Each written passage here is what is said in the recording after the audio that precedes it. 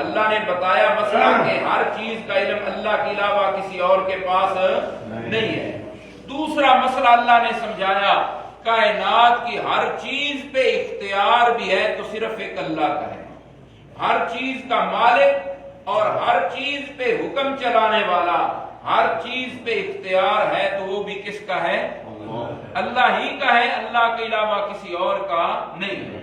اگر کسی اور کا اختیار ہوتا تو یعقوب پیغمبر ہی اپنا اختیار چلا کے اپنے بیٹے کو اپنے پاس بلا لیتے، رونے کی ضرورت نہیں۔ یہ اللہ نے مسئلے سمجھائے، ذرا توجہ کرنا۔ میں انشاءاللہ جب چلے گی تفسیر قرآن پاک کی 15 حال یوسف علیہ السلام کے واقعہ کے اللہ نے بیان فرمائے سورت میں۔ کتنے حال بیان فرمائے؟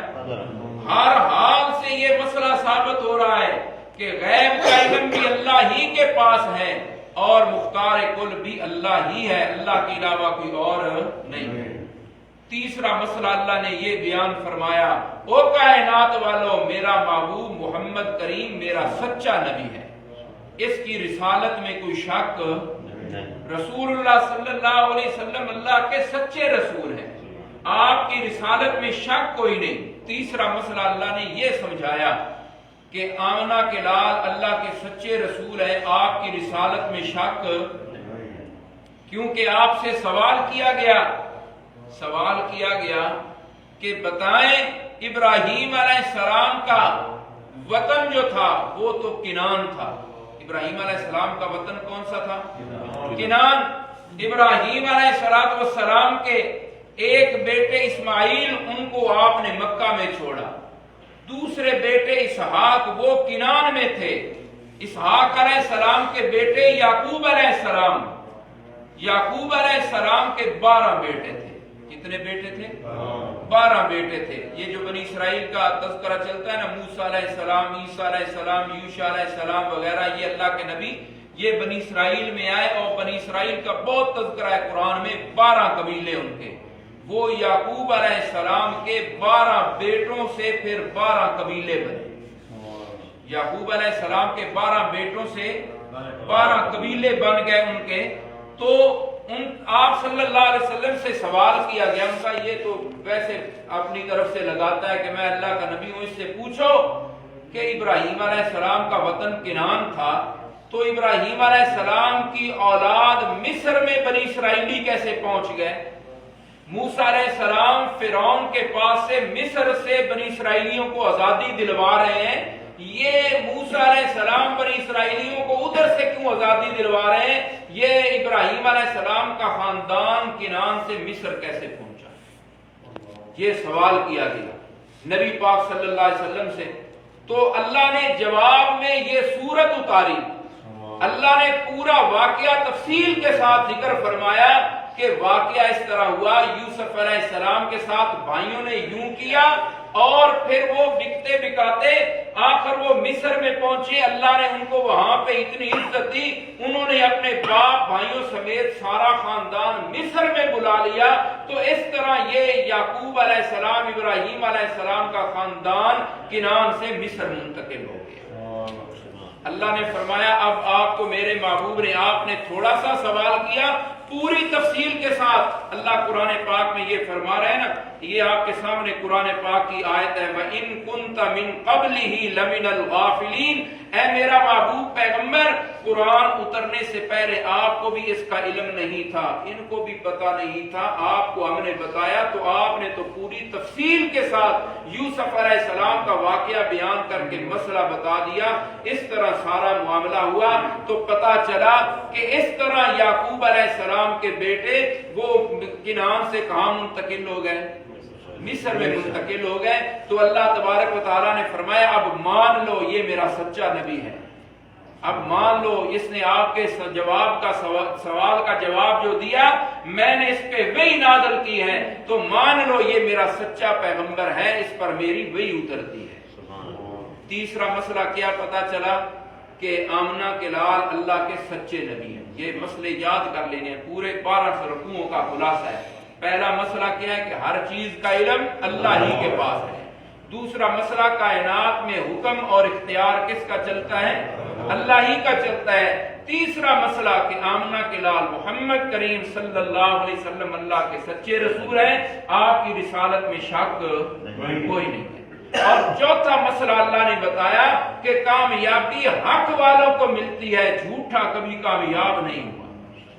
اللہ نے بتایا کامیابی اہل حق کو ہی ملتی ہے، کامیابی سچے کے قدم چومتی ہے، جھوٹا کبھی کامیاب نہیں ہوتا۔ اللہ نے بتایا دیکھ لو یوسف علیہ السلام کے بیٹوں کا حال دیکھ لو، یعقوب علیہ السلام کے بیٹوں کا حال دیکھ لو، یوسف علیہ السلام کے بھائیوں کا حال دیکھو کہ آخر میں کامیاب یوسف ہی ہوا، کامیاب یوسف ہی ہوا۔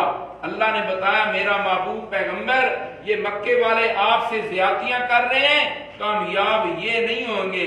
چودراہٹ ان کے پاس، سرداری مکے والوں کے پاس، ابو جہل اینڈ کمپنی کے پاس، لیکن کامیاب ابو جہل نہیں ہوا، کامیاب آمنہ کا لال ہوا۔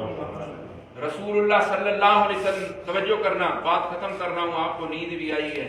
رسول اللہ صلی اللہ علیہ وسلم جب مکہ فتح ہوا نا، رسول اللہ صلی اللہ علیہ وسلم آپ کو اللہ نے اپنی آنکھوں سے خانہ کعبے کا دیدار نصیب فرمایا ہے۔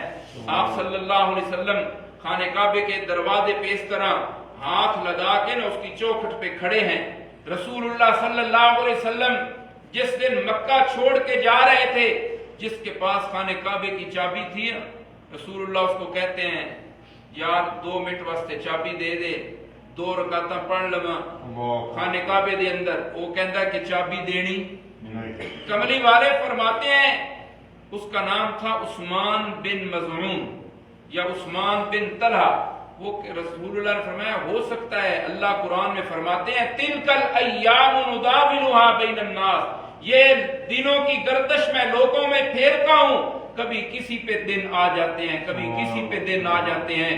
آج چابی تیرے پاس ہے، ہو سکتا ہے ایک دن آ جائے چابی میرے پاس آ جائے۔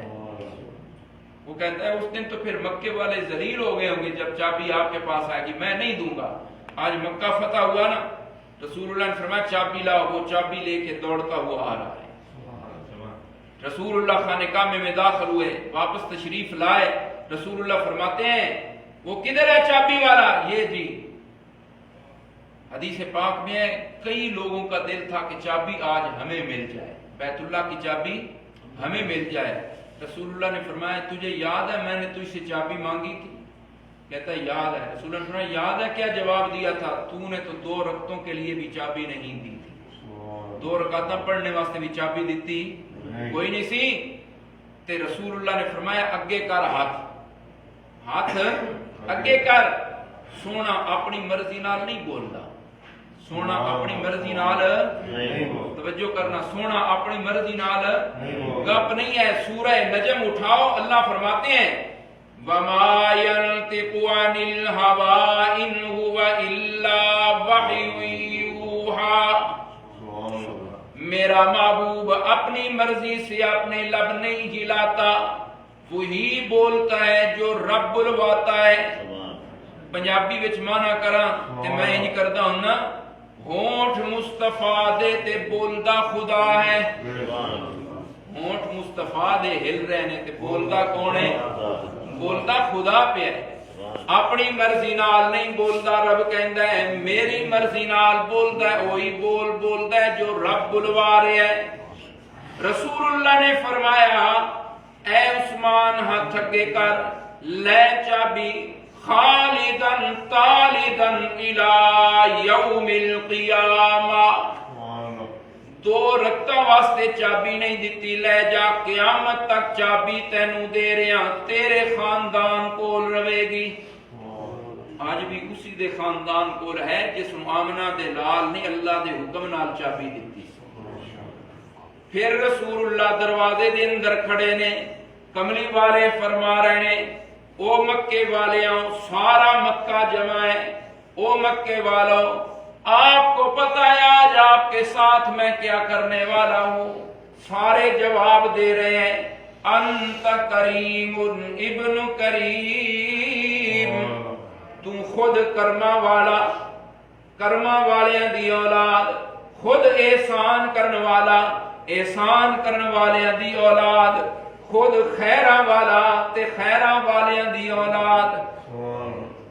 خود کرما والا تے کرما والے دی اولاد، خود خیراں والا تے خیراں والے دی، سانو تیرے کولو خیر دی توقع ہے۔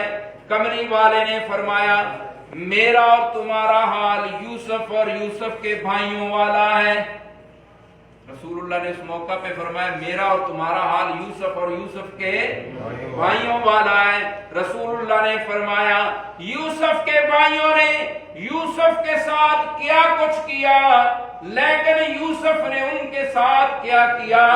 آپ نے میرے ساتھ جو کچھ کیا سب معاف ہے، میں آپ سب کو معافی دے رہا ہوں۔ فرمایا آپ نے اس موقع پر وہی جملے ارشاد فرمائے جو اللہ نے قرآن پاک میں ارشاد فرمائے۔ یوسف علیہ السلام اپنے بھائیوں کے سامنے جو بیان کر رہے ہیں، جب یوسف کے بھائی ہاتھ باندھے کھڑے ہیں تو یوسف علیہ السلام نے فرمایا لا تثریب علیکم اليوم یغفر اللہ لکم، جاؤ کوئی پچھ پکڑ نہیں، میں تساں سارے انو معاف کر دیتا ہے۔ رسول اللہ نے بھی یہی فرمایا لا تثریب علیکم اليوم، تم پر کوئی پوچھ پکڑ نہیں، جاؤ میں نے سب کو کیا کر دیا ہے؟ معاف کر دیا۔ تو 4 مسئلے ہو گئے۔ پہلا مسئلہ ہر چیز کا علم اللہ کے پاس، دوسرا مسئلہ کائنات میں اختیار اللہ کے، تیسرا مسئلہ محمد کریم اللہ کے سچے رسول ہیں، اور چوتھا مسئلہ کہ کائنات میں کامیابی حق والے کو ملتی ہے، جھوٹا کامیاب۔ یہ 4 مسئلے انشاءاللہ سورت میں ساتھ ساتھ چلیں گے۔ اللہ من کی توفیق بخشے، ربنا آمین۔